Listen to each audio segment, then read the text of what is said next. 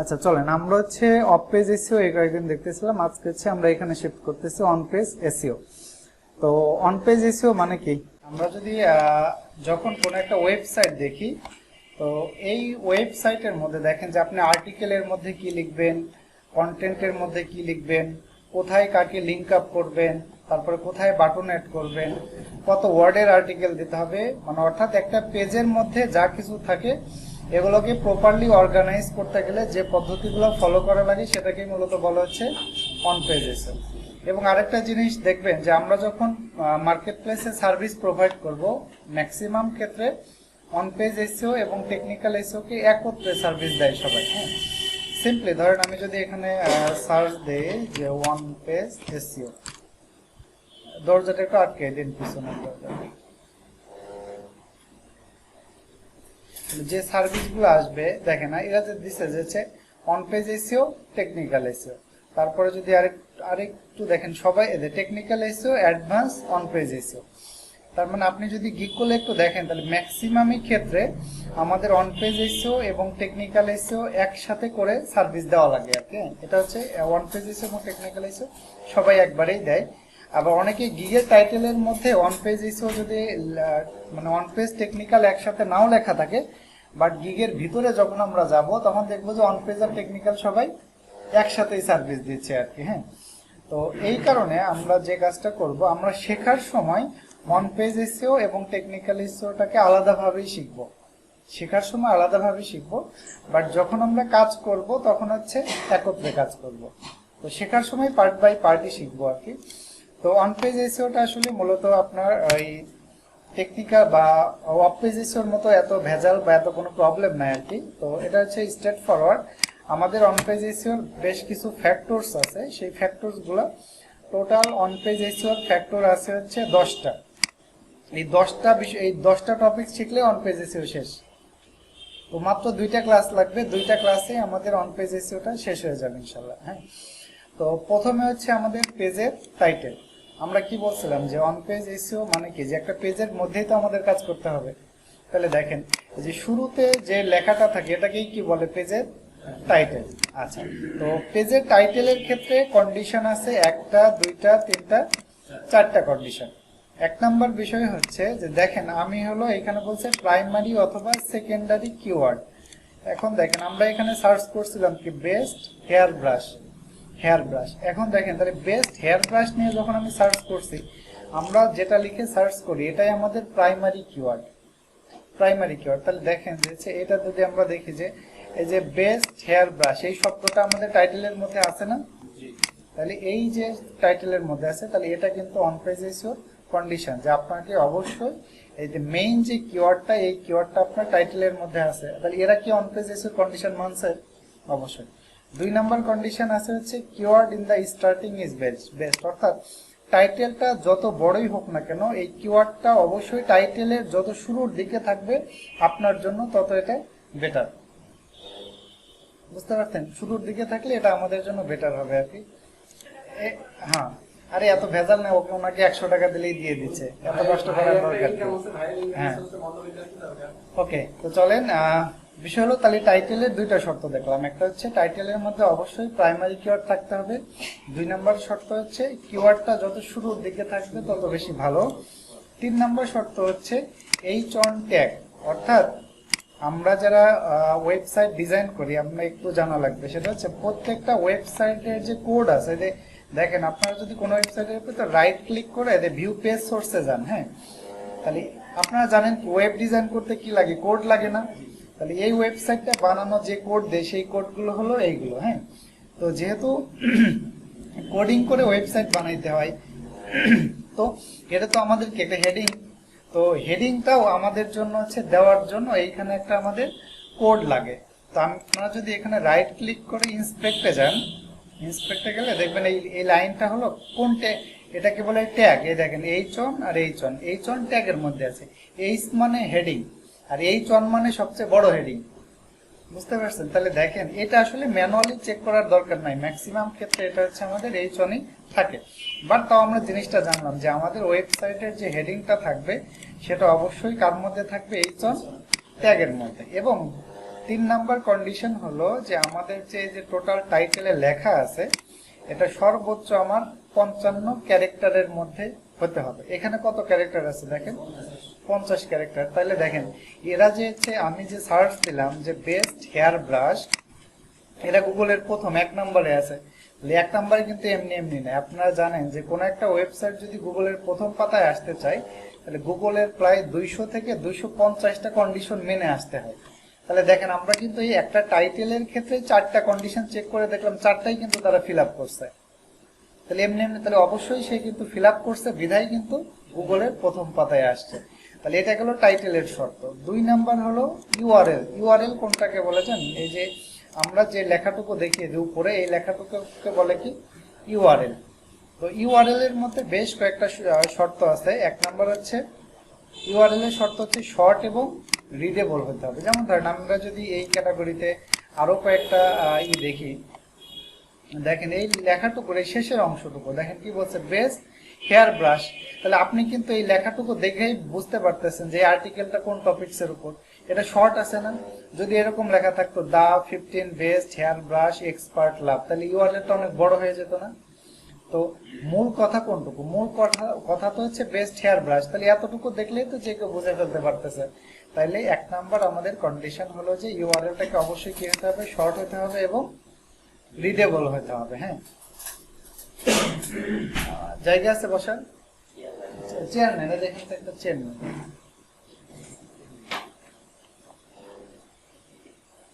চেয়ারটা নিয়ে যান। আর এর পরের কন্ডিশন কি দেওয়া আছে দেখেন, ক্যাপিটাল লেটার নট অ্যালাউড, অর্থাৎ এই ইউআরএল এর মধ্যে কখনো কি দেওয়া যাবে না, ক্যাপিটাল লেটার থাকা যাবে না। 3 নাম্বার শর্ত হলো এই দেখেন এই যে বেস্ট হেয়ার ব্রাশ, এখানে কয়টা শব্দ? 3টা শব্দ। তাহলে একটা থেকে আরেকটা শব্দকে সেপারেট করার জন্য অবশ্যই আপনাকে হাইপেন ইউজ করা লাগবে। দেখেন হাইপেন ইউজ করছেন, এটা হলো এসইওর শর্ত। এখন হাইপেন ছাড়াও কিন্তু সেপারেট করা যায়। যেমন আপনারা জানেন যে সেটা একটাই আছে যে আন্ডার স্কোর আছে না, আন্ডার স্কোর আছে, বা আপনি এখানে যদি হ্যাশ সিম্বল বা অনেক ধরনের সমান সমান সিম্বল আছে এগুলো দিতে পারেন। বাট আপনার ইউআরএল এর মধ্যে শুধুমাত্র হাইপেন ইউজ করা যাবে, অন্যান্য যে যত ক্যারেক্টার আছে এগুলো একটাও ইউজ করা যাবে না। নাম্বার ইউজ করা যাবে না। দেখবেন যে এখানে যদি দিছে যে দা 15 বেস্ট, এখানে কিন্তু 15 শব্দটা কিন্তু নাই, সংখ্যাটা কিন্তু নাই। মানে ইউআরএল এর মধ্যে কখনোই আমাদের নাম্বার ব্যবহার করা যাবে না। হ্যাঁ, ক্ষেত্র বিশেষে নাম্বার ব্যবহার করা যাবে। ধরেন যদি বলে যে বেস্ট হেয়ার ব্রাশ, আপনি যদি ধরেন যেভাবে দিল যে 2022 এর জন্য, 2022 কে তো আর এলাবোরেটলি লিখতে গেলে তো অনেক বড় হয়ে যাবে। তাহলে সেই ক্ষেত্রে আপনাকে অবশ্যই কি দিতে হবে, আপনাকে অবশ্যই সেই ক্ষেত্রে ওই 2022 দিতে হবে। সেই ক্ষেত্রে নাম্বার অ্যালাউড আছে। 5 নাম্বার কন্ডিশন হলো হচ্ছে ইউআরএল এর মধ্যে অবশ্যই আপনাকে প্রাইমারি কিওয়ার্ডটা রাখতে হবে। তাহলে দেখেন আমাদের এই পেজের প্রাইমারি কিওয়ার্ড কোনটা, বেস্ট হেয়ার ব্রাশ। তাহলে দেখেন বেস্ট হেয়ার ব্রাশ কি লিঙ্কের মধ্যে, সবার লিঙ্কের মধ্যে আছে। দেখেন বেস্ট হেয়ার ব্রাশ আছে না, সবার ইউআরএল এর মধ্যেই কিন্তু আছে। তাহলে এটা হলো আমাদের আপনার 5 নম্বর শর্ত। এবং ইউআরএল এর মধ্যে আবার ক্যারেক্টার লেন্থ হবে কত ওয়ার্ড, 75 ক্যারেক্টার। তো অ্যাকচুয়ালি এখানে একটা জিনিস খেয়াল করেন, আমরা যে প্রথম শর্তেই বলছি যে ইউআরএলটা শর্ট এন্ড রিডেবল হওয়া লাগবে। কারণ ইউআরএল যদি শর্ট এন্ড রিডেবল হলে ক্যারেক্টার এমনি 75 ক্যারেক্টারের মধ্যে চলে আসবে। তো এটার জন্য আমাদের আর আলাদাভাবে দেওয়ার দরকার নেই। ঠিক আছে, ওকে। তাহলে এটা হলো ইউআরএল কন্ডিশনগুলো চলে গেল। এর পরের কন্ডিশন হলো আমরা এইখানে যাই, দেখি এখানে আছে কিনা।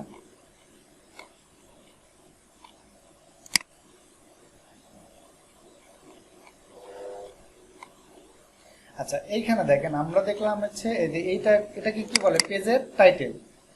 পেজের টাইটেল, তো টাইটেলটা কোন এর মধ্যে থাকে, H1 এর মধ্যে থাকে, আমরা বললাম না? তো আমরা যখন আমাদের এই আর্টিকেল লিখি, আর্টিকেলের মধ্যেও তো টাইটেল লাগে, আর্টিকেলের মধ্যে টাইটেল লাগে না? এই যে এটা একটা টাইটেল। তাহলে আর্টিকেলের মধ্যে যদি কোনো টাইটেল লাগে এটাকে রাখতে হবে H2 এর মধ্যে। আমরা যদি এটাকে ইন্সপেক্ট করে দেখি চলেন, তাহলে দেখবেন এটা হচ্ছে H2 আছে। রাইট ক্লিক করে ইন্সপেক্টে যাবেন, তাইলে আপনারা এখান থেকে দেখতে পারবেন আর কি কোডের মধ্যে। আচ্ছা, পেজ লোড নেই। আচ্ছা, এইখানে আমরা যদি দেখি একটা আছে,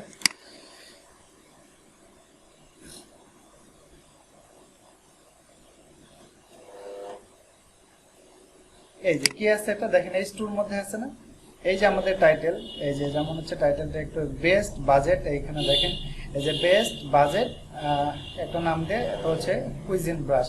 এটা কার মধ্যে আছে? H2 এর মধ্যে আছে। H2 মানে হচ্ছে হেডিং 2 আছে। এইটা যদি আরেকটু ভালোভাবে বুঝতে চান তাহলে হচ্ছে আমরা একটু কোড করে দেখাইতে পারি আপনাদের। সেটা হচ্ছে ধরে আমরা একটা কোডিং এ চলে যাই।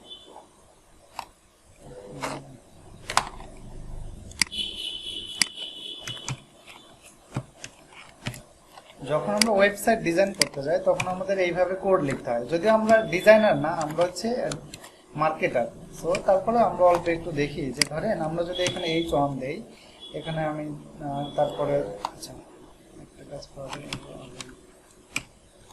এরপরে হলো H2 দেওয়া যায়, H2 তারপরে 7, এরপরে হলো আচ্ছা এখানে একটা ওয়ার্ড কমাই দিই H3, এখানে অনেকগুলো দেওয়া যায়। H3 এর পরে হলো আপনার হচ্ছে H4 দেওয়া যায়, তারপরে হলো H5 দেওয়া যায়, আর H6 দেওয়া যায়। এরপরে 7 দেওয়া যায় না, এই পর্যন্তই।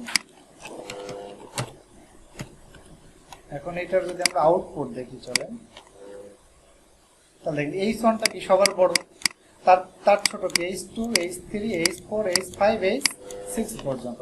তো আমরা যখন এরকম প্রোগ্রামিং দেখেন, এখানে কিন্তু আমরা কোডিং লিখলাম, আর এটা আউটপুট কি? আউটপুট হচ্ছে সরাসরি লেখা দেখতে যাচ্ছে না। আউটপুট কি আর এরকম কোডের মধ্যে দেখা যাচ্ছে না? তাহলে এইভাবে কোডিং করে করে ওয়েবসাইট বানাইতে হয়। তো দেখেন H1 মানে হেডিং নাম্বার হচ্ছে 1, H2 হচ্ছে হেডিং 2। তাহলে একটা জিনিস খেয়াল করছেন, H1 মানে সবচেয়ে বড়। প্রশ্ন আসতে পারে H7 আছে কিনা? H7 কিন্তু নাই, কারণ হলো H1 মানে হলো এইটার সাইজ হচ্ছে 12 পয়েন্ট, তাহলে এবং প্রত্যেকটা লেভেলে 2 পয়েন্ট করে কমে। তাহলে এটা কত? 10, 8, 6, 4, 2, তারপর এটা কত? 0। 0 মানে কোনো কিছুর অস্তিত্ব নাই, ঠিক আছে? তো যার কারণে আমরা হচ্ছে দেখেন, তাহলে আমাদের এসইওর ক্ষেত্রে যে কাজটা করতে হবে আমাদের, যে এই যে আমাদের আর্টিকেলের মধ্যে যদি কোনো হেডিং লাগে তাহলে সেটাকে দিতে হবে H2। এখন H2 এর আন্ডারে যদি কোনো কিছু থাকে তাহলে সেটাকে দিতে হবে H3, আর H3 এর যদি আন্ডারে কোনো কিছু থাকে সেটা দিতে হবে H4। তবে H4 পর্যন্ত আমরা ইউজ করব না, আমরা মূলত হচ্ছে 3, যদি 3 এর আন্ডারে কিছু থাকে সেটাও আবার 3 দেব। বুঝতে পারছেন? ধরেন যে আপনি বললেন যে টপ 10 বাংলাদেশি ফুড, তাহলে এটা আপনার টাইটেল, তাহলে এটাকে দিলাম হচ্ছে আমরা হচ্ছে H2 এর মধ্যে। তাহলে টপ 10 ফুডের মধ্যে আপনি 1 নাম্বার দিলেন ম্যাঙ্গো, জ্যাক ফ্রুট, যাই দেন না কেন, তো এগুলো কি হবে? H3, ঠিক আছে? এখন ম্যাঙ্গোর মধ্যে যদি মানে ম্যাঙ্গোর অনেকগুলো জাতের কথা উল্লেখ করেন তাহলে সেগুলো আন্ডারেও H3 হবে। এটা হলো টেকনিক। আচ্ছা, আরেকটা জিনিস, আজকে কিন্তু আমরা হচ্ছে জাস্ট কন্ডিশনগুলো দেখতেছি, এগুলো কিন্তু আজকে আমরা প্র্যাকটিক্যালি দেখতেছি না। আমরা হলো নেক্সট ক্লাসে এই কাজগুলো হলো প্র্যাকটিক্যালি দেখবো, বাট প্র্যাকটিক্যালি দেখার আগে তো কন্ডিশনগুলো জানা লাগবে। তো কন্ডিশনগুলো না জানলে তো হচ্ছে আমরা ওটা দেখতে পারতেছি না। এরপরে হলো কিওয়ার্ডের প্লেসমেন্ট, অর্থাৎ আমরা যখন কোন একটা আর্টিকেল লিখবো, আর্টিকেল লিখলে কিন্তু আপনারা হলো অবশ্যই, আমরা হচ্ছে এসইওর ভিতর বলছিলাম যে এসইওর ভিতর আমরা কি শিখতে হবে? কিওয়ার্ড রিসার্চ শিখতে হবে না? এই যে কিওয়ার্ড রিসার্চ। তাহলে দেখেন যে যারা হলো যে বেস্ট হেয়ার ব্রাশ নিয়ে ওয়েবসাইট বানাইছে, তাহলে এরা তো অবশ্যই আগে কি কিওয়ার্ডটা রিসার্চ করে নিছে। তাহলে যেমন এই পেজটার জন্য মেইন কিওয়ার্ড কি? Best hair brush. তাহলে দেখেন এই বেস্ট হেয়ার ব্রাশ, এই কিওয়ার্ডটা কোন কোন জায়গায় রাখতে হবে এর জন্য কন্ডিশন আছে। 1 নাম্বার রাখতে হবে কোথায়? পেজের টাইটেলে, যেটা আমরা একটু আগে দেখে আসছি। 2 নাম্বার রাখতে হবে কোথায়? ইউআরএল এর মধ্যে, যেটা অলরেডি আমরা দেখে আসছি। 3 নাম্বার হলো রাখতে হবে place primary keyword in the first 150 words of the article, অর্থাৎ এই যে আপনার আর্টিকেল আছে, আর্টিকেলের প্রথম 150 ওয়ার্ডের মধ্যে অবশ্যই মেইন কিওয়ার্ডটা একবার হলেও থাকতে হবে। এটা হলো কন্ডিশন। এরপরের কন্ডিশন হলো place keyword in H2, H3 tag, অর্থাৎ আমাদের যে যে এই আমরা যখন যে দেব না, এর ভিতর হেডিং দেব, H2, H3 যে হেডিংগুলো ইউজ করব বা টাইটেলগুলো ইউজ করব, এই টাইটেলগুলোতেও আমাদের কি ইউজ করতে হবে? কিওয়ার্ডগুলো কিন্তু ইউজ করতে হবে আর কি। ওকে, 5 নাম্বার কন্ডিশন হলো আপনার ইউজ মাল্টিমিডিয়া। যেমন হচ্ছে একটা জিনিস খেয়াল করছেন, এখন দুনিয়ায় যত ওয়েবসাইট আছে সকল ওয়েবসাইটেই কিন্তু কি ছবি ইউজ করা লাগে। তো ছবি ইউজ করার ক্ষেত্রে বেশ কয়েকটা কন্ডিশন আছে। ধরেন এইখানে আপনি হেয়ার ব্রাশ নিয়ে আলোচনা করছেন, এখন এইখানে যদি একটা ফুলের ছবি দিয়ে দেন তাহলে কিন্তু হবে না। হবে না বলতে গুগল এটা দেখতে পারে, বুঝতে পারে। ধরেন এইখানে আপনি যে কন্টেন্টটা নিয়ে আলোচনা করছেন, এইখানে যদি অন্য কোনো ছবি দেন তাইলে এটার কোনো ভ্যালু গুগল ধরবে না। মানে আপনি যেখানে আমাদের ছবিটা থাকবে, গুগল সবসময় চেষ্টা করে যে এই ছবিটার আশেপাশে যে লেখাগুলো আছে এই লেখার সাথে ছবিটার কোনো মিল আছে কিনা। হ্যাঁ, কারণ কি গুগল কিন্তু এখন ছবিকেও রিড করতে পারে যে কোনটা কোন ধরনের ছবি আর কি। তো যার কারণে আমাদের এইখানে প্রত্যেকটা আর্টিকেলে রিলেটেড ছবি ইউজ করতে হবে, এবং ছবির সাথে সাথে আমাদের কি ইউজ করতে হবে, যদি সম্ভব হয় ভিডিও ইউজ করতে হবে। আচ্ছা, এরপরে 6 নাম্বার কন্ডিশন হলো হচ্ছে টোটাল ওয়ার্ড কাউন্ট, যেটাকে সংক্ষেপে বলে কি TWC, ওয়ার্ড কাউন্ট। অর্থাৎ দেখেন আমাদের অনলাইনে সার্চ করে যত ওয়েবসাইট পাই, এখানে কন্টেন্ট থাকে দুই ধরনের। যেমন ধরেন এই একটা কন্টেন্ট যেটা আমরা দেখতে পাচ্ছি, এটা কি, এটা একটা ব্লগ পোস্ট বা এটা একটা আর্টিকেল। এটা কিন্তু একটা আর্টিকেল। বাট মনে করেন যে কোনো বিজনেস যদি ওয়েবসাইট, ধরেন আমি যদি বলি BRB কেবলস, সরি বেশি বলছি, BRBCA, যদি আমি BRB কেবল লিখে BRB কেবলসের যদি ওয়েবসাইট ভিজিট করি,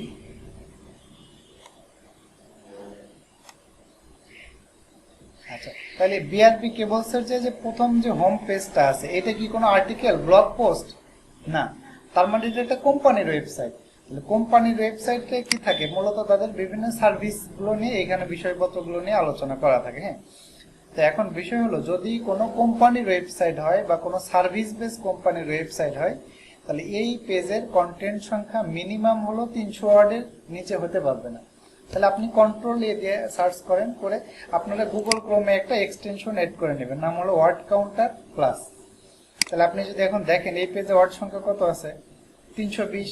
তাহলে আমরা বলছিলাম কত, মিনিমাম কত থাকা লাগবে, 300 থাকা লাগবে। তাইলে এসইওর গাইডলাইন অনুযায়ী ঠিক আছে।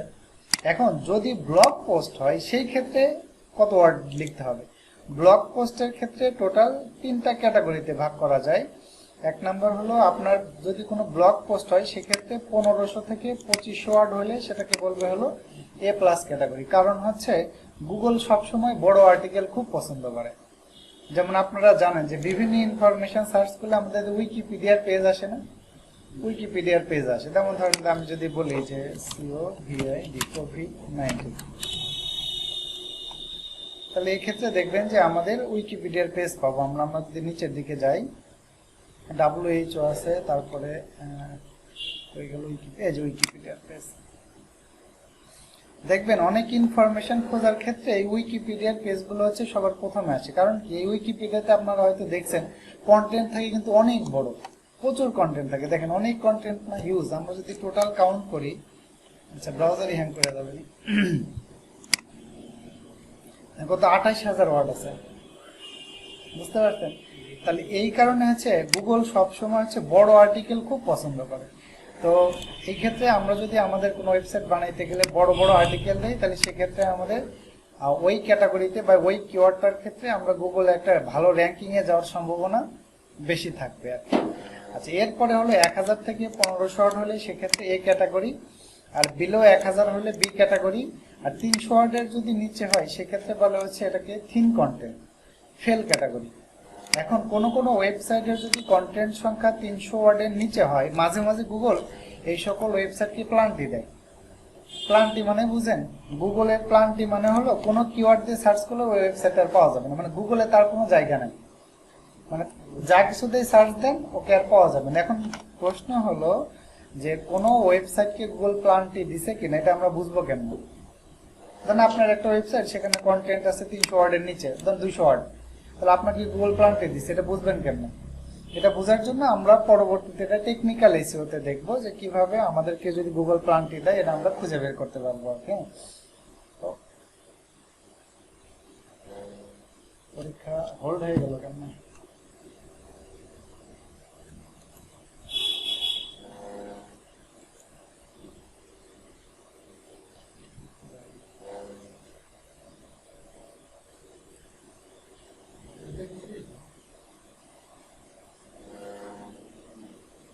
না, শেষ না।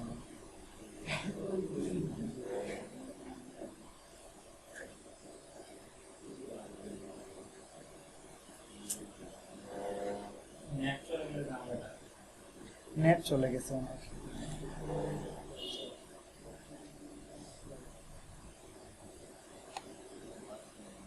ফিল্টার দেই। আচ্ছা, তাহলে আমাদের এটা হয়ে গেল যে হচ্ছে কন্টেন্টের ক্যাটাগরি হয়ে গেল।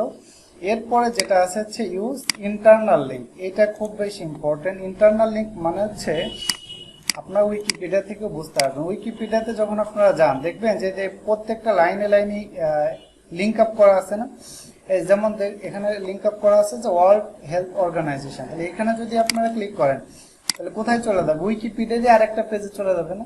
তাহলে একটা ওয়েবসাইটের একটা পেজের সাথে আরেকটা পেজকে কানেকশন করাকেই মূলত বলা হচ্ছে ইন্টারনাল লিঙ্কিং। এখন বলেন তো এই ইন্টারনাল লিঙ্কিং আসলে কেন করা দরকার? ইন্টারনাল লিঙ্কিং করার দরকার হচ্ছে মূলত দুইটা কারণে। আপনারা তো জানেন যে প্রত্যেকটা পেজের একটা পাওয়ার থাকে না, সেটাকে কি বলে? PA, page authority. এখন আমরা তো ব্যাকলিঙ্ক করার সময় এটাও জানি যে একটা পেজ থেকে যখন আরেকটা পেজে ব্যাকলিঙ্ক দেই তখন কি হয়? এই পেজের অথরিটি বা জুস আরেকটা পেজে ট্রান্সফার হয়। তাহলে দেখেন, চিন্তা করেন যে আবার একটা ওয়েবসাইটের সমস্ত পেজের পিএ কি এক? ধরেন যে আপনার একটা ওয়েবসাইটের একটা আর্টিকেল হলো আজকে পাবলিশ করছেন, তাহলে ওই পেজের পিএ কত থাকবে? 2, 3, 4, 5। আর আপনার ওয়েবসাইটে যেগুলো আগের কোনো যদি আর্টিকেল পাবলিশ করা থাকে তাহলে সেগুলোর পিএ কত থাকবে? 20, 30 থেকে 50। তাহলে 50 পেজ থেকে যদি আপনার ওই যে পেজটা আজকে ক্রিয়েট করবেন ওইখানে যদি একটা লিঙ্ক দেন তাহলে ওই পেজের পাওয়ার এখানে ট্রান্সফার হবে। তাহলে কি হচ্ছে আপনার ওয়েবসাইটে? তাহলে নতুন পেজেরও কি বাড়তেছে? অথরিটি বাড়তেছে। আর আরেকটা হচ্ছে রোবট, অর্থাৎ গুগলের যে আমাদের ওয়েবসাইটগুলো গুগলের কি খুঁজে পায়? গুগলের রোবট আছে। তো গুগলের রোবট কি করে? প্রথম একটা পেজে আসে, আসার পরে খোঁজে যে এই পেজের সাথে অন্য কোন পেজের লিঙ্ক আছে, তাহলে ওই রাস্তা ধরে আবার ওই পেজে যায়, ওই পেজ থেকে ওই পেজ, ওই পেজ থেকে ওই পেজ, অর্থাৎ এভাবে একটা ওয়েবসাইটের সকল পেজকে সে খুঁজে দেখে আর কি। হ্যাঁ, ওকে। তাহলে আপনার পেজটা যদি গুগলের রোবট খুঁজে না পায় তাহলে ও তো আর গুগলে ইন্ডেক্স করবে না। তাহলে এই জন্য আমাদের দেখেন এই ইন্টারনাল লিঙ্কটা মূলত আমাদের দুইটা কারণে করতে হয়। একটা হলো জুস পাস বা অথরিটি পাস ক্ষেত্রে, বা এটাকে বলবে হচ্ছে আমাদের পেজের অথরিটি বাড়ানোর জন্য। আরেকটাকে বলবে আমাদের যে রোবট আছে গুগলের রোবট যেন সকল পেজকে সমানভাবে খুঁজে পেতে পারে। ধরেন আপনি একটা ওয়েবসাইটে একটা আজকে নতুন পেজ বানাইছেন, এই পেজের আপনার ওয়েবসাইটে কোনো পেজে লিঙ্ক নাই, তাহলে কি রোবট কিন্তু সহজে খুঁজে পাবে না। আপনার রোবট যদি আপনার ওয়েবসাইটে খুঁজে না পায় তাহলে কি হবে বলেন তো? র্যাঙ্কিং হবে না। তো এই জিনিসটা জানার জন্য আমার চ্যানেলে একটা ভিডিও দেওয়া আছে, আমি ভিডিও লিঙ্কটা আমি আপনাদেরকে দিয়ে দিচ্ছি যে গুগলের মানে গুগল কিভাবে কাজ করে। হ্যাঁ, গুগল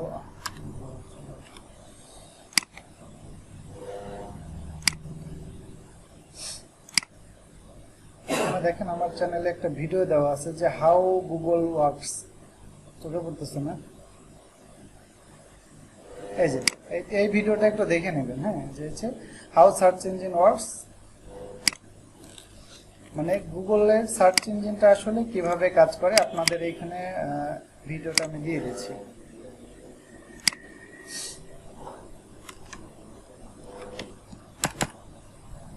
গুগল কিভাবে কাজ করে, গুগল সহ অন্যান্য সার্চ ইঞ্জিন কিভাবে কাজ করে, এই ভিডিওটা দেখলে আপনারা আশা করা যাচ্ছে। আরেকটা ভিডিও তো ছিল হচ্ছে রোবট টেক্সট, ও আরেকটা ভিডিও দেখবেন এই যে এটা টাইপস অফ কিওয়ার্ডস। কারণ আমাদের যেহেতু ওয়েবসাইটে আমাদের যে কিওয়ার্ডের চলে আসছে না, আমাদের ওয়েবসাইট বানাইতে গেলে কিওয়ার্ড লাগে। সো এইখানে দেখবেন যে কিওয়ার্ডে মানে একটা ওয়েবসাইট বানাইতে গেলে কত ধরনের কিওয়ার্ড লাগে এটাও দেখবেন একটু। আর ওকে, এই দুইটাই ভিডিও আপাতত দেখেন, আর যদি প্রয়োজন হয় আমি একবার বলে দেবো যে কোনটা দেখতে হবে। তাহলে এইটা গেল হচ্ছে আমাদের ইন্টারনাল লিঙ্ক, এবং ইন্টারনাল লিঙ্কটা এত বেশি ইম্পর্টেন্ট যার কারণে আমি আপনাদের একটা বাংলায় ডকুমেন্টস বানিয়ে দিছি যে ইন্টারনাল লিঙ্ক নিয়ে। এখানে দেখবেন ইন্টারনাল লিঙ্ক বিল্ডিং, এইটা নিয়ে ইন্টারনাল লিঙ্ক কি, কেন জরুরি, তারপরে হচ্ছে একটা আদর্শ ইন্টারনাল লিঙ্কের প্যাটার্ন কিরকম হবে এটা একটা দেখানো হচ্ছে। দেখেন এই যে হোম পেজ মানে কি? ওয়েবসাইটের প্রথম পেজ। তাহলে প্রথম পেজ থেকে আমরা বিভিন্ন ক্যাটাগরি পেজকে লিঙ্ক দেবো, সেই ক্যাটাগরি থেকে আবার বিভিন্ন পোস্টকে লিঙ্ক দেবো। আবার দেখেন একটা পোস্ট থেকে আরেকটা পোস্টের সাথে কি কানেক্টেড। তাহলে এইভাবে যদি হয় তাহলে আলটিমেটলি দেখেন একটা পেজে একটা ওয়েবসাইটের সকল পেজ সবার সাথে কানেক্টেড। তাহলে রোবট দেখেন, গুগলের রোবট যদি প্রথমে আপনার এইখানে আসে, তাহলে এখান থেকে এখানে চলে যাবে, এখান থেকে এখানে যাবে, এখান থেকে এখানে, এখান থেকে এখানে, তাহলে এভাবে কিন্তু সকল পোস্টকেই সে কিন্তু খুঁজে পাচ্ছে। তাহলে রোবট আমরা যদি লিঙ্ক আপ নাও করি তাইলেও কিন্তু রোবট সব খুঁজে পাবে, বাট লিঙ্ক আপ করলে হবে কি যে রোবটকে একটা নির্দিষ্ট সময় দেওয়া থাকে, যে তোমাকে 10 মিনিট, গুগল বলে যে এই ওয়েবসাইটটা ব্রাউজ করার জন্য তোমাকে 10 মিনিট সময় দিলাম। তো আপনি দেখেন যে আপনি যদি ইন্টারনাল লিঙ্ক করে দিতে পারেন, তাহলে রোবট তো সবাইকে সহজে খুঁজে পাবে। আর লিঙ্ক না করে দিলে কি হবে, 10 মিনিট শেষ হয়ে গেল, কাউকে খুঁজে পাইলো না, তখন কিন্তু আপনাকে আর এটা কাউন্ট করবে না। তো কাউন্ট যদি না করে তাহলে আপনার ওয়েবসাইটের ওই পেজটা তো গুগলে সার্চ দিলে আর পাওয়া যাবে না। বুঝতে পারছেন আগে? তারপরে কেন ইন্টারনাল লিঙ্ক করবেন, তারপরে কিভাবে আপনি এসইও ফ্রেন্ডলি ইন্টারনাল লিঙ্ক করবেন, তারপরে ইন্টারনাল লিঙ্কের কিছু ফ্যাক্টর দেওয়া আছে, এরপরে ইন্টারনালের একটা টিপস দেওয়া আছে, এক্সটার্নাল লিঙ্কের কিছু ফ্যাক্টর আছে, তারপর আরো বেশ কিছু, এবং এইখানে বেশ কিছু কোশ্চেন অ্যান্সার আছে। এখন হয়তো আপনাদের মনে ওইভাবে কোনো কোশ্চেন আসতেছে না, বাট যখন কাজ করবেন তখন অনেক কোশ্চেন আসবে। তো এই ধরনের টোটাল দেখেন কতগুলো, এই ধরনের প্রায় আরো আছে এরকম 22টা কোশ্চেন এবং তার অ্যান্সার সহ দেওয়া আছে। তো অবশ্যই এই ডকুমেন্টসটা পড়বেন, এবং পড়ার পরে এখানে যদি কোনো কিছু না বুঝতে পারেন তাহলে অবশ্যই আমাকে জিজ্ঞাসা করবেন যে ভাই এই জিনিসটা বুঝতে পারলাম না আর কি। ঠিক আছে? তো ইন্টারনাল লিঙ্কটা দেখবেন। এরপরে আরেকটা আছে হচ্ছে আউটবাউন্ড লিঙ্ক, যেটাকে আমরা অপশনাল বলছি। আউটবাউন্ড লিঙ্কের শর্ত হচ্ছে যে গুগল যেটা আমাদেরকে বলে যে তুমি শুধু তোমাদের ওয়েবসাইটে নিজেদের ভিতরেই লিঙ্ক আপ করবা না। সিস্টেম হলো তুমি যে টপিকসের উপর আর্টিকেল লিখতেছো, এই টপিকসের যদি কোনো রিলেটেড অন্যান্য ভালো ওয়েবসাইট থাকে তাদেরকেও তুমি লিঙ্ক দাও। এখন দেখেন আমরা যদি এই ওয়েবসাইটটা দেখি আর কি, এখানে যে ওরা কাউকে বাইরের ওয়েবসাইটকে লিঙ্ক দিছে কিনা, আওয়ার পিক্স না কেটলো, এখানে লিঙ্কগুলো একটু খেয়াল করতে হবে আমাদের। এটা তো তাদের নিজস্বই লিঙ্ক দেওয়া আছে, সবগুলো দেখা যাচ্ছে।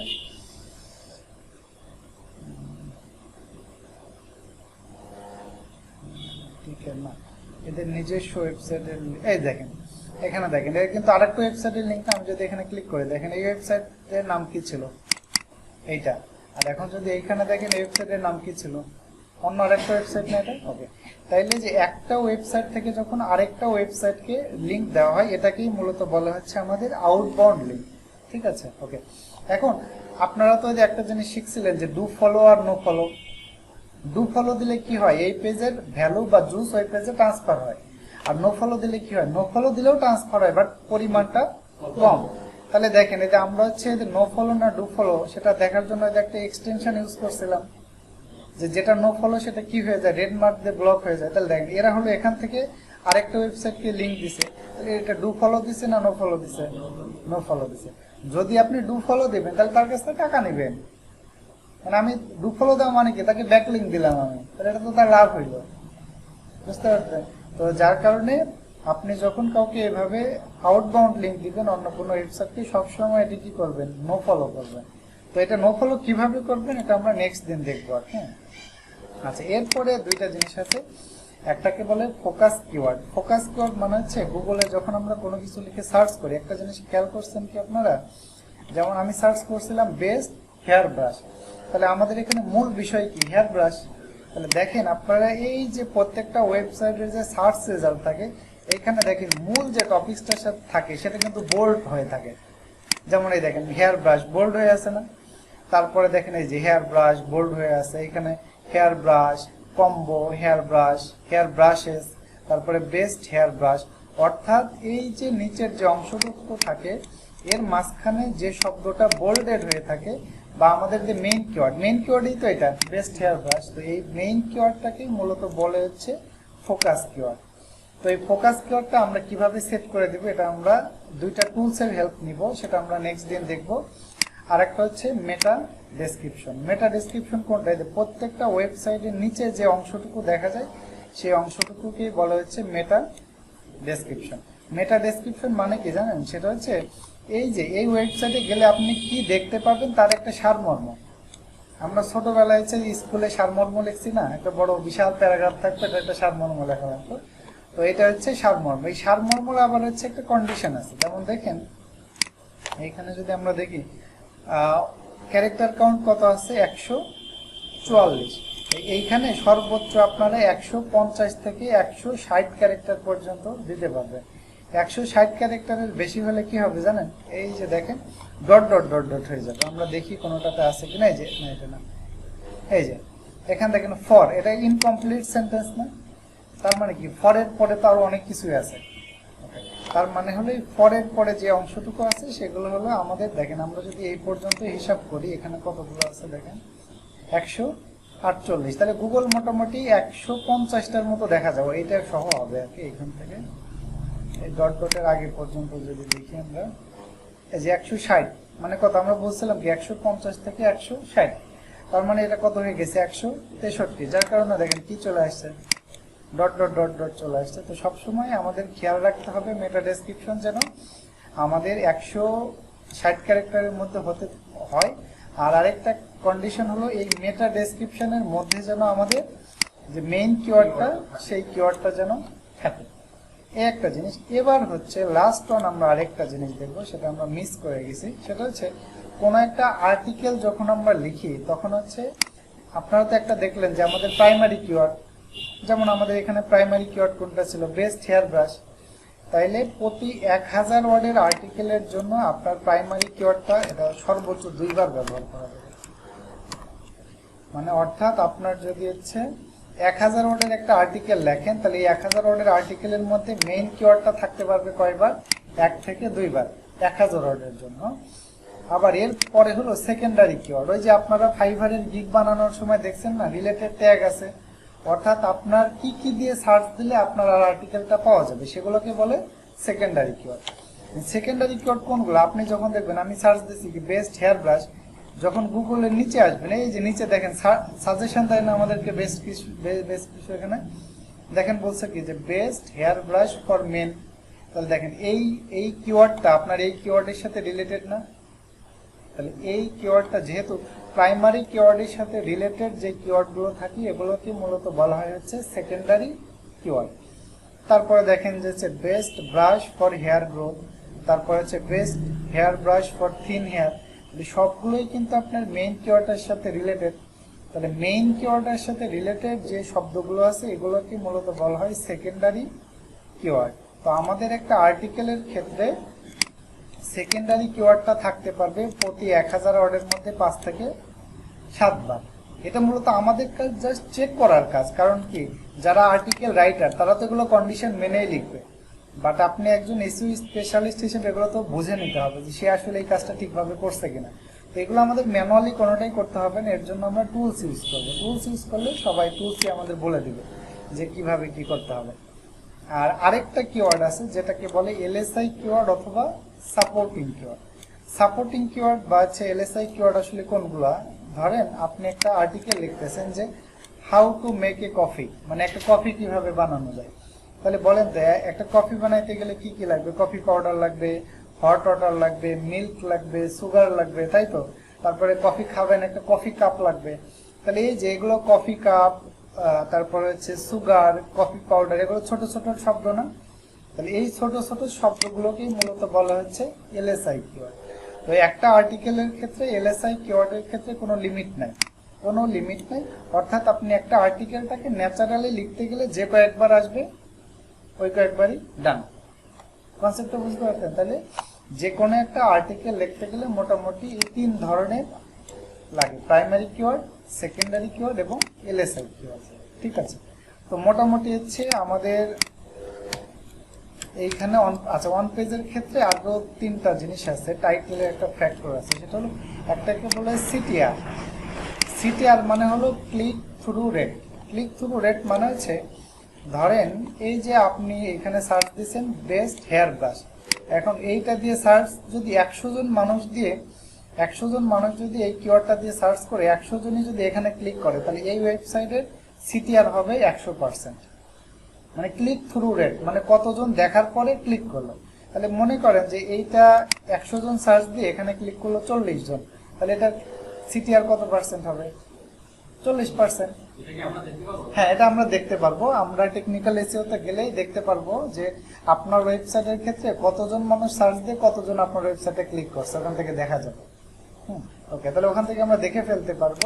আরেকটা জিনিস, গুগলের যে প্রথম যে 3টা ওয়েবসাইট আছে, এই প্রথম 3টা ওয়েবসাইট হলো ক্লিক করে 75% মানুষ। প্রথম 3টা, তার মানে কি কোন একটা কিওয়ার্ডে যদি 100 জন সার্চ করে, তার মধ্যে 75 জনই ক্লিক করে প্রথম 3টা ওয়েবসাইটে। তারপরের 3 থেকে 4টা ওয়েবসাইটে ক্লিক করে মাত্র 15 থেকে 20% মানুষ। আর হলো শেষের যে 3টা বা 4টা ওয়েবসাইট থাকে, এখানে ক্লিক করে মাত্র 3 থেকে 7% মানুষ। আর সেকেন্ড পেজের ওয়েবসাইটগুলোতে কয়জন ক্লিক করে? মূলত একটা এসইওতে একটা টার্মস আছে, এসইওতে এই প্রথম পেজ ছাড়া অন্যগুলোকে বলা হচ্ছে কবরস্থান, মানে ওইখানে আর কেউ যায় না। ঠিক আছে, কারণ কি ম্যাক্সিমামে দেখেন আপনারা কয়জনই বা বলেন যে কোনো কিছু সার্চ দিয়ে সেকেন্ড পেজে গেছেন বা অন্য পেজে গেছেন, খুবই প্রয়োজনই পড়ে না। এই জন্য এগুলোকে, হ্যাঁ, এই জন্য হচ্ছে এসইওতে বলে যে আপনার ওয়েবসাইটটাকে যদি কভার দিতে চান তাহলে সেকেন্ড পেজে রেখে আসেন। ঠিক আছে, তো কারণ কি আমরা যেহেতু সবাই প্রথম পেজে থেকে, আবার প্রথম পেজের মাঝখানেও কিন্তু হচ্ছে এই প্রথম যে আমাদের 3টা আছে এটা কিন্তু ইম্পর্টেন্ট। ঠিক আছে, তো এই সিটিআরটা কেন বেশি ইম্পর্টেন্ট? যেমন ধরেন এই যে আপনারা তো ফেসবুকে দেখেন না, নিউজ আসে অমুক কি করলেন, মানে দেখেই আপনি হলো ক্লিক করে ফেললেন, মানে একটা হাইপ তোলা হচ্ছে করে যে মানে মানুষ যেন ক্লিক করে, এগুলোকে বলে ক্লিক বেট। তো ধরেন ওই যে আমি একটা গতদিনও বলছিলাম যে একজন বলছে না যে শাহরুখ খানের স্ত্রী 10 কেজি গাঁজা সহ গ্রেপ্তার। তো সবাই স্যার এত বড় সেলিব্রিটি, তার স্ত্রী গাঁজা সহ গ্রেপ্তার। পরে নিউজের ভিতরে গিয়ে দেখি যশোরের এক লোক, তার নাম হলো শাহরুখ খান, তার বউ গাঁজা সহ গ্রেপ্তার। হ্যাঁ, ওইভাবে কিন্তু না দিলে কিন্তু কেউ ক্লিক করতো না। তো এখন এই জন্য গুগল এটা আবার ধরে ফেলছে। গুগল এখন একটা পলিসি বেতে, এই টাইপের যারা টাইটেল দেয় গুগল অটোমেটিক্যালি তাদের টাইটেলটাকে চেঞ্জ করে দিবে। মানে এখন ওই যে কেউ যদি এরকম মনে করেন যে হাইট তোলে এরকম করে টাইটেল দেয়, গুগল তাকে কিন্তু ওই টাইটেলটা আর রাখবে না। এটা আমরা নেক্সট দিন দেখবো। যে যেমন ধরেন যে এই ওয়েবসাইটে বলছে যে this are the best hair brush for your hair type. এখন এটা কোনটা ওয়েবসাইটে ছিল, যেমন এইটা, যেমন এই ওয়েবসাইটে যাই দেখি এখানেও তাই আছে কিনা। হ্যাঁ দেখেন এইখানে যে লেখাটা দেখাচ্ছে এইখানেও কিন্তু সিমিলার শব্দটাই আছে। বাট কোনো ওয়েবসাইটের মালিক যদি এইখানে ওই উল্টা পাল্টা এরকম মনে করে যে হাইপ তোলা কোনো আর্টিকেলের টাইটেল ইউজ করে, তাহলে গুগল যখন সার্চ রেজাল্ট দেখাবে তখন অটোমেটিক্যালি টাইটেলটা এখানে চেঞ্জ করে দেবে গুগল। চেঞ্জ করলে হ্যাঁ, ওয়েবসাইটের টাইটেলটা তো আর গুগল চেঞ্জ করতে পারবে না, কারণ ওয়েবসাইটের কন্ট্রোল তার গুগলের কাছে নাই। বাট যখন সার্চ রেজাল্ট দেখাবে তখন কিন্তু টাইটেলটা গুগল চেঞ্জ করে দিতে পারবে। তো আমরা নেক্সট দিন একটা ফর্মুলা ইউজ করে দেখবো যে কোন ওয়েবসাইটের টাইটেল গুগল চেঞ্জ করে দিচ্ছে, সেটা আমরা এখান থেকে বের করে ফেলতে পারবো। তখন আপনি ধরতে পারবেন যে কেউ আসলে তার সিটিআর বাড়ানোর জন্য, সিটিআর মানে কি আপনি যদি এরকম হাইট তোলা কোনো টাইটেল দেন তাহলে তো মানুষ ক্লিক করবেই। তো এই জন্য সিটিআর বাড়ানোর জন্য অনেকটা মানুষ এরকম করে। আরেকটাকে বলে এখানে বাউন্স রেট, এই শব্দটা জানা রাখবে। বাউন্স রেট মানে হচ্ছে ধরেন আপনি এই ওয়েবসাইটে গেলেন, যাওয়ার পরে এইখানে দেখলেন, দেখার পরে এই ওয়েবসাইটের আর কোনো পেজে আপনি ভিজিট করলেন না, সরাসরি কেটে দিয়ে চলে আসলেন, এটাকে বলবে বাউন্স রেট। অর্থাৎ আপনি গেলেন, কিছু দেখলেন না, চলে আসলেন। অনেক সময় কি হয় যে আপনি যে জিনিসটা খুঁজতেছেন কোন একটা ওয়েবসাইটে গেলেন, মনে হচ্ছে যে আপনি এখানে পাইলেন না, তখন কি আপনি অন্য এই ওয়েবসাইটে অন্যান্য পেজ ভিজিট করেন না কেটে দিয়ে বের হয়ে আসেন, কেটে দিয়ে বের হয়ে আসেন। তাহলে এটাকে মূলত বলা হচ্ছে বাউন্স রেট। তাহলে এটাও আমরা টেকনিক্যাল এসইওতে দেখবো যে আমাদের ওয়েবসাইটে কতজন আসলো, কতজন বাউন্স করে চলে গেল। মানে গুগল একবার এ টু জেড হিসাব রাখে। এরপরে হচ্ছে ডুয়াল টাইম। ডুয়াল টাইম মানে হচ্ছে একজন ইউজার আপনার ওয়েবসাইটে এসে কতক্ষণ ওয়েট করলো, সেটাকে বলে ডুয়াল টাইম। একবার ইউজার তো ওই ইউজার হিসাব থাকে যে একটা ওয়েবসাইটে এসে কয়জন থাকলো, কতক্ষণ থাকলো, কোন পেজে গেল, সব হিসাব থাকে। কারণ কি আপনি এই হিসাবটা দেখেই তো পরবর্তীতে আপনার মার্কেটিং প্ল্যান করতে হয়। যে আপনি যদি দেখেন 100 জনের মধ্যে এসে 100 জনই বাউন্স করতেছে, তার মানে ইউজাররা যা খুঁজতেছে আপনি তা দিতে পারতেছেন না, তখন কিন্তু হ্যাঁ আরেকটা বিষয় আছে যে বাউন্স রেট বেশি হলে আমার এটা র্যাঙ্কিং এর ক্ষেত্রে কি প্রভাব পড়বে কিনা। না, এটা হচ্ছে বাউন্স রেট হলে এটা আপনার জন্য খারাপ, বাট বাউন্স রেট সরাসরি র্যাঙ্কিং এর প্রতি খুব বেশি প্রভাব নাই। কোন কোন বিষয়গুলো র্যাঙ্কিং এ প্রভাব বিস্তার করে এগুলোকে বলা হচ্ছে Google ranking factor. Google ranking ranking factor 2022 লিখে যদি আপনি সার্চ দেন, তাহলে এইখানে আমরা যদি দেখি বা এইখানে দেখেন, এইটা নিয়ে আমরা কয়েকদিন পর আলোচনা করবো। গুগলের এইখানে 200টা, যে আপনাদের কি বলছিলাম না যে একটা ওয়েবসাইটকে যদি গুগল র্যাঙ্কিং দিতে চায় তাহলে কয়টা ফ্যাক্টর চেক করে, 200 প্লাস। যদিও আসলে বাস্তবে চেক করে আরো বেশি, বাস্তবে 1000 প্লাস থেকে 3000 প্লাসের মতো কন্ডিশন চেক করে, বাট সবই তো আমাদেরকে বলে না গুগল। গুগল যদি বলেই দিত তাহলে আমরা সবাই তো ওই লাইনে ওইভাবেই তো সাইট বানাইতাম। তো যার কারণে আমরা মোটামুটি হলো রিসার্চ করে দেখা যায় যে 200-র মতো ফ্যাক্টর আছে যেগুলো ফলো করা, মানে গুগল আমাদের ওয়েবসাইটে ফলো করে। তো এই যে এখানে একটা ইংলিশে আর্টিকেল আছে, বাট এটার একটা বাংলা ভার্সন আছে। নেক্সট দিন আমি এই বাংলা ভার্সনটা আপনাদেরকে দিয়ে দিব নি, কারণ যেহেতু এসিওর সবকিছু আপনারা জানেন না, বাট যার কারণে এখানে সবকিছু হয়তো পড়লে বুঝতে পারবেন না। হ্যাঁ, বাট বাংলাটা দেবনি, আমরা ধীরে ধীরে এই বিষয়গুলো নিয়ে যেমন এই যে আজকে যেমন 31 নাম্বার একটা factor keywords in H3 H3 tags, এটা আমরা শিখলাম না যে কিওয়ার্ড দেখেন আমাদের ফ্যাক্টরের মধ্যেই ছিল যে কিওয়ার্ডগুলো কোথায় থাকতে হবে, যে H2 H3 ট্যাগ। তাহলে আপনার ওয়েবসাইটের ক্ষেত্রে কিওয়ার্ডগুলো যদি H2 ট্যাগের মধ্যে থাকে তাহলে এটাও আপনার জন্য এসইওতে বেনিফিট দিবে। বুঝতে পারছেন? এই ফ্যাক্টরগুলো আমরা পরে দেখবো আর কি। তাহলে মোটামুটি হচ্ছে অন পেজ এসইওর ক্ষেত্রে এই 10টা ফ্যাক্টর কাজে লাগবে। নেক্সট দিন আমরা সরাসরি প্র্যাকটিক্যালি দেখবো যে কোনো একটা ওয়েবসাইটের ক্ষেত্রে এই 10টা ফ্যাক্টর আমরা কিভাবে ইমপ্লিমেন্ট করতে পারি। 2টা ক্লাসে অন পেজ শেষ হয়ে যাবে। অন পেজ শেষ হয়ে গেলে দেন আমরা টেকনিক্যাল এসইওতে যাব, আর টেকনিক্যালটা এসইও শেষ হলে আমরা অন পেজ এবং টেকনিক্যাল এসইও কম্বাইন করে যে সার্ভিসগুলো দিতে পারি সেই সার্ভিসগুলো প্রোভাইড করব। ঠিক আছে? তো আজকে তাহলে এটা